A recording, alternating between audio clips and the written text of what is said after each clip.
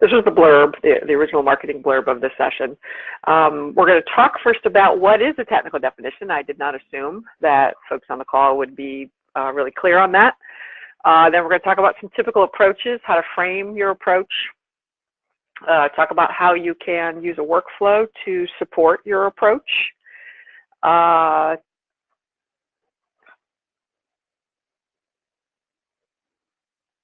And then I was a little taken aback there by that one bullet. I had taken that last bullet out. Hope I've got the right version of slides here.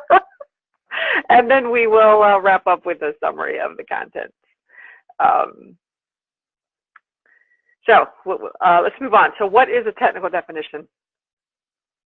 It is the technical definition identifies the location, where, within a specific data system or data collection, the data that corresponds to what was defined in the functional definition, where does that data reside within a specific data system? So you would often have a data element, a glossary entry in multiple data systems, and you would have one technical definition for each of those systems. So let's take a look at, in our demo account, and let's take a look at admitted students. So I am, let's just take a look right here.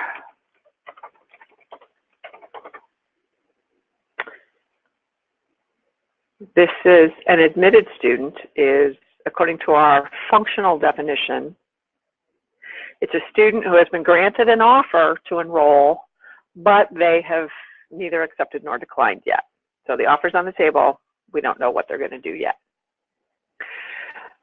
There are 3 in this example technical definitions. I have this data point of admitted student in my student information system banner, in my reporting ODS, and in the Cognos data mart. So the technical definition is this gray area that is communicating at the database specific place where in Ellucian banner, where in banner do I get this or calculate this? Where in my ODS do I get this or calculate this? And where in Cognos do I get this? If I were to edit this definition, I could add even more technical definitions for this particular item, right? You can just go on and add for each of your data systems, you can add a technical definition for that, for any given glossary entry. Let's cancel out of that.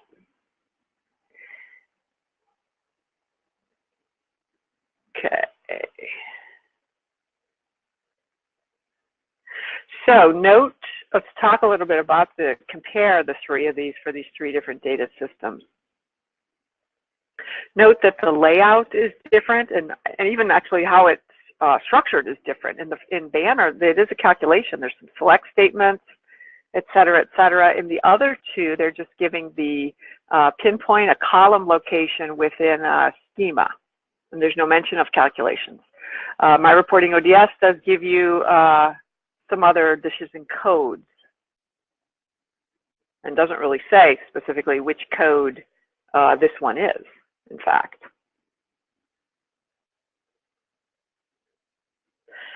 I am using the Enterprise Edition license type for this demo today. And I'm going to talk a minute about knowledge clients and what you can do with technical definitions.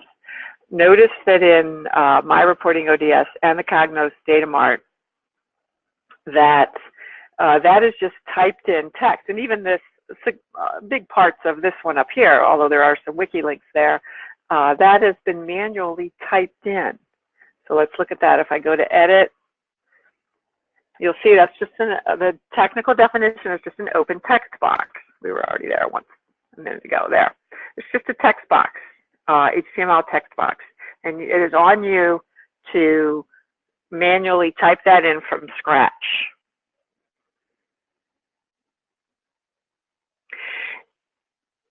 if you have the Enterprise Edition and you have connected your schemas to your system, you have a Browse Data System filter available to you, and you don't have to type in manually what those are.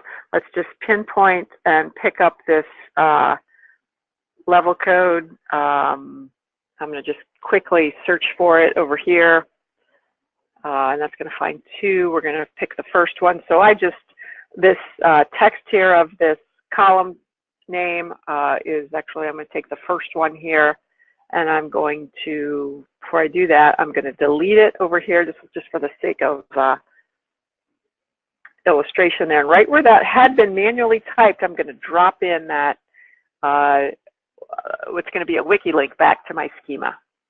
And I could do the same for this last one as well. Let's take a look at that one as well.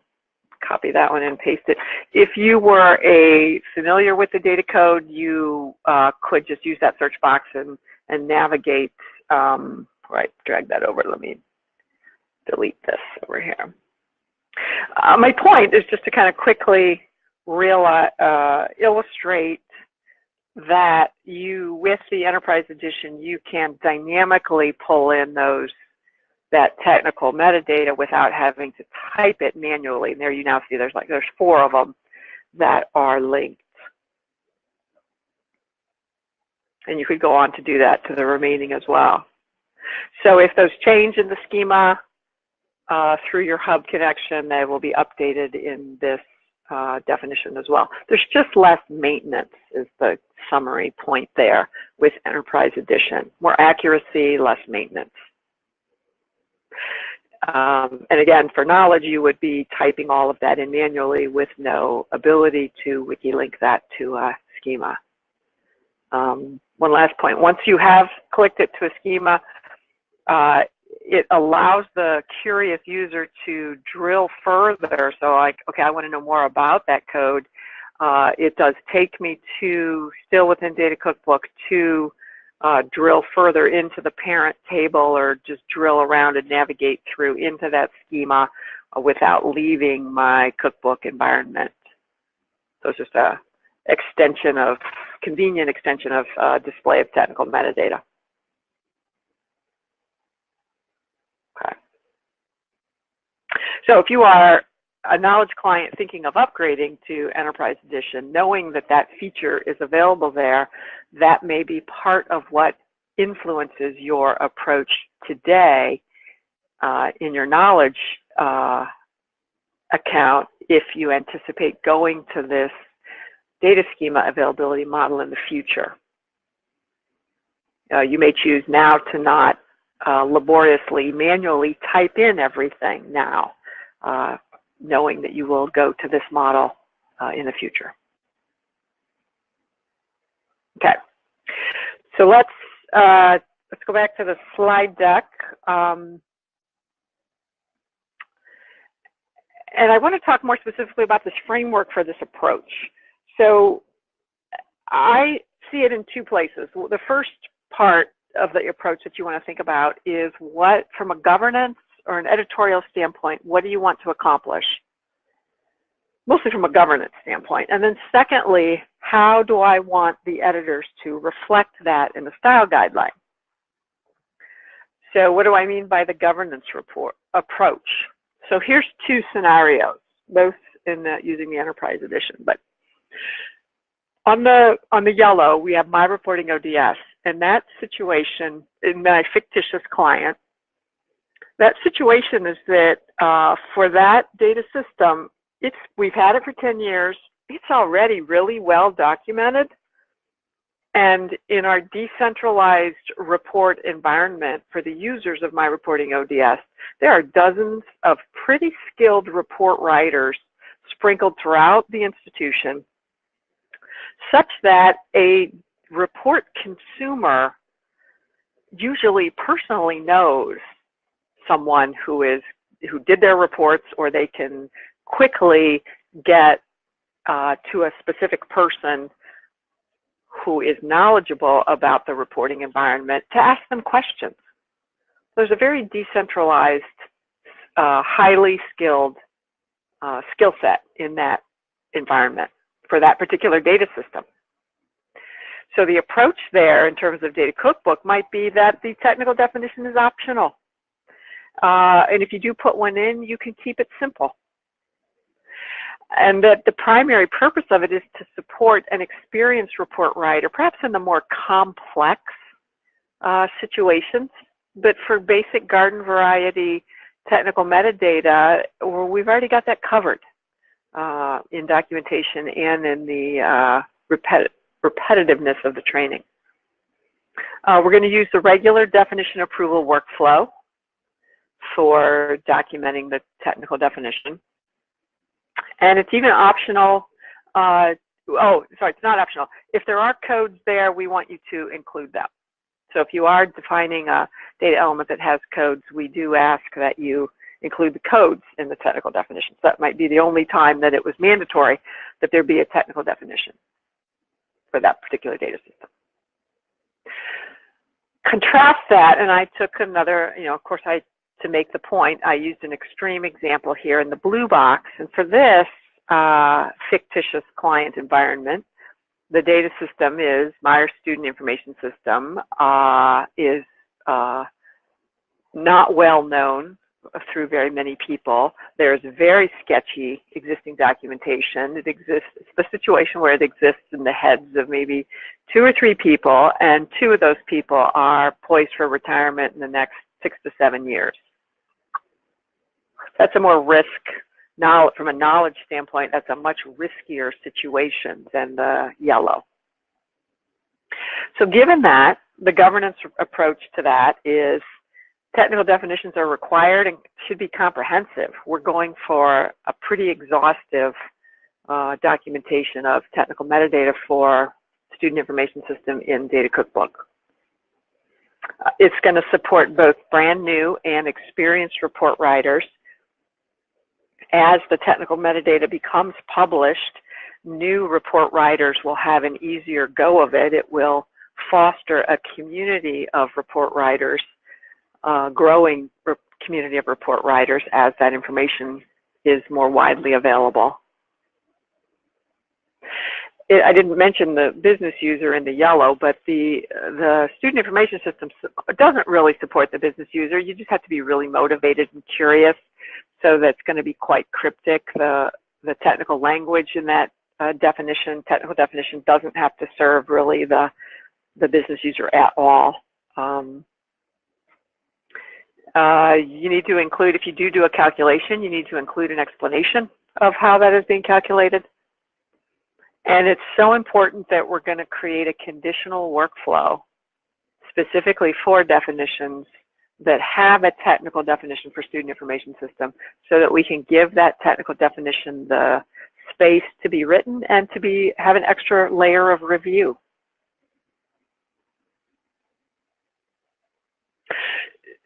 So it's really 2 extremes here, and I did that for training purposes. The yellow is kind of thanks but no thanks a bit. We've kind of got that covered for this particular data system, and for good reasons, we're not going to use the Data Cookbook too heavily for documenting technical definitions for that data system. The blue is a very different story. And both of these, the yellow and the blue, could exist at your institution. So your approach to technical definitions is at the data system level. For system A, yellow, I want to do this. And for system B, blue, I want to do that. And here's why. And I thought it through.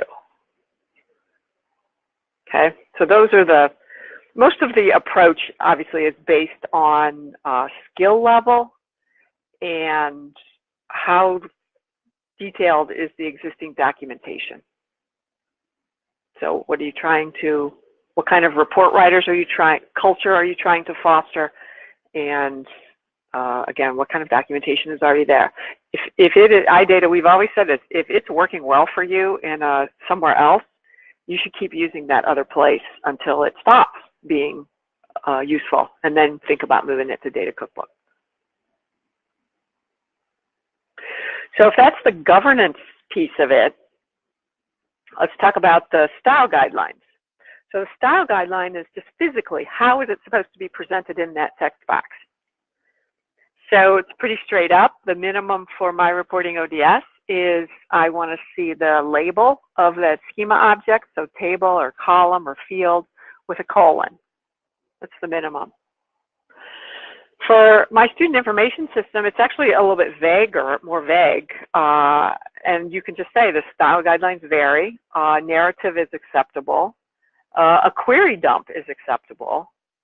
But we want to mandate that you create links to the schema where possible. So I think it's kind of to summarize there, kind of the, how can I go back here? The governance piece is the why, the what and the why are we trying to accomplish. And then the style guideline is physically, how do I type that? And how do I lay that out? All right, let's take a look in our Enterprise Edition at these. We're going to look at 5 definitions that have a technical definition for my reporting ODS that follow those guidelines I just mentioned. And then we're going to take a look at 5 in the blue. All right, so let's go back to our cookbook. And I am going to use my handy definition filter. I'm going to filter by data system. So I have almost 400 definitions. I'm going to filter that by my reporting ODS, only 5 of them, and here we go. So I'm going to click this link to expand on this page. All my technical definitions, you can see now they default to closed. I'm going to click this and open all those just so that we can see that more easily here. So for admitted students, we just looked at this a minute ago. My reporting ODS, there's my codes, and there's my style guideline. Aid accept percentage tells me that it's a calculated field, but it does not tell me how it was calculated. And that's acceptable based on the governance approach that I defined. Aid year. Again, it's calculated and stored in such and such a place, gives me a little bit of a select statement. Doesn't really tell me much about how it's calculated, and it doesn't have to, because in my governance guideline, I said you don't have to. Let's look at current physical period. Gives me view and column. That's using the style guideline that was laid out. And then for expected family contribution, again, just gives me table and field. So let's take a look now. Let's clear this filter out and take a look at my student information system. And I'm going to further filter this by a tag of tech demo for today. So for account, for student information system, it's short. It's got some select statements, and it's got the links there to the schema. Aging period, well, my campus financials is very detailed. We're going to scroll past that. Age is calculated based on today and the date from one of the following. Fails to make those links to the schema table, but it does explain a bit more about how the calculation should occur. Accounts receivable amount, very detailed, my student information system, and then it just has tremendous detail here, exhaustive detail. Expected family contribution, very interesting, stored in the blah blah table, which possibly has multiple records for an aid year. So there's some quality gotcha comments in there, which prior to the decision to document this in technical metadata may have only existed in the heads of 2 people, and now it's putting that ambiguity in the technical definition is very valuable. And then retention rate, given cohort, calculate the number, gives a narrative explanation of how I want you to calculate this, and then exclude these students. And the business reasons, exclude for reasons beyond their control, such as military duty. So you have to interpret, you have to look at the code list and interpret which ones would be beyond their control.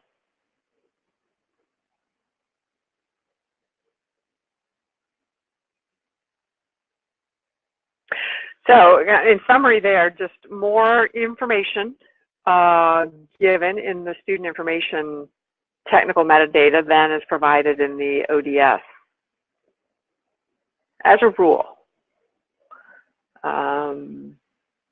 let's look at the workflow. And I had said that for the blue, my student information system, that was so important that the goal is to be so exhaustive and so comprehensive for that technical metadata that we're going to put some oversight on it. So the approval for those definitions goes to the data steward. That's pretty typical. Then it goes to a team of people who write that technical definition, and then it goes to a review specifically to look at the technical. And then it goes to the final approved state. And so the difference in comparing the two in this fictitious client, again, comparing the two workflows. So if technical definitions trigger this conditioned workflow, everything else is going through the classic, just goes to data steward and gets approved.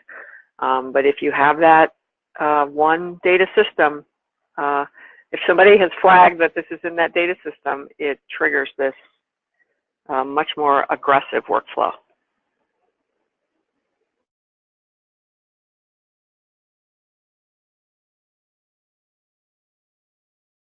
So that's how you can support that and enable that governance decision to be aggressive in that area. All right, so why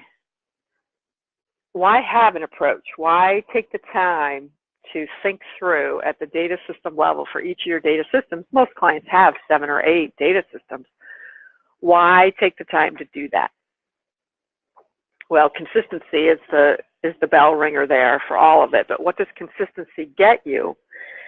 It lets you measure and talk about the effort and resources that are being expended in the documenting of technical metadata. So if you need to justify, either because someone asked you or because you just want to do it to have that in reserve, that information available should someone ask you, you can be pretty articulate and say, if you're in my ODS, I average that it takes you 10 minutes to provide that technical metadata versus my student information system, I allow you to take up to 45 minutes to create that technical definition. So you can measure that. You do the math, right? How many definitions do I have? How much time did that take? So it allows you to allocate and measure the effort and then get the resources that you want. If you want, and if you're building a case where you want to be more rigorous with your technical metadata than the resources you have available to you today, well, you define it. You define your approach to what you can sustain, and then you live with that, and you use that information gained during that period of time to pivot to increase those resources when the time becomes available. The second point about it, this governance piece, if you have defined how you're treating technical definitions, you can justify that to auditors, to anyone who asks, what is your approach to technical metadata? Well, here it is. By data system, we're doing X, Y, and Z. Here, we're doing A, B, C there, and here's why. So it just prepares you to have a governance conversation with someone and reassure someone that things are in control. That's, you know, one of the ultimate benefits of governance is you are in control of your data, and it is achieving the goals you want to achieve given the resources you have today. The third benefit of that consistency is just general effectiveness for both the user expectation for both the report, the technical consumer, and for the report consumer, or the reader of the glossary.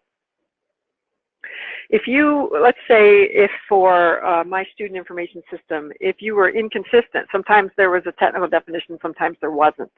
Sometimes it was detailed, sometimes it just seemed kind of sketchy. If I'm a report writer for that system and I figure out probably after just about a week or you know, a little bit of time interacting with that content that it's inconsistent, you know, sometimes I get the answer I want, sometimes I don't. I may stop using the cookbook. You know, does it really benefit me? I still may have to call somebody. You know, it's just not as effective. Whereas if you are consistently either there or not there, people can move on, you know, and make the determinations they need to make more quickly because that technical metadata is reliably, as I said, either there or not there for good, valid business reasons, right? There's your governance, number two, right? You made a governance decision based on resources we had today. It's either there or not there. And you can internalize that expectation and allocate your own work more effectively. And then the same thing for readability for those glossary entries for the people who are just, they're not report writers, but they may just be scanning those technical definitions. If that style guideline, if it's always laid out in a pretty consistent way, that just really expedites your ability to scan that material in a patterned format and work with it faster and more effectively. So there's just a big win there in effectiveness by standardizing along an approach. So I think my point is as much to have an approach and encourage you to have an approach. So in summary, you want to define that approach per data system. You want to be realistic. You define it for the resources you have today. And maybe you have a roadmap of where you want to be in the future, but you document what you can do today. Use a workflow, if possible, to support your approach. And then, of course, you are updating. I know you have a standards document, right? I know you already have that in your use of Cookbook. And you would document that approach in that standards document as a way to legitimize it.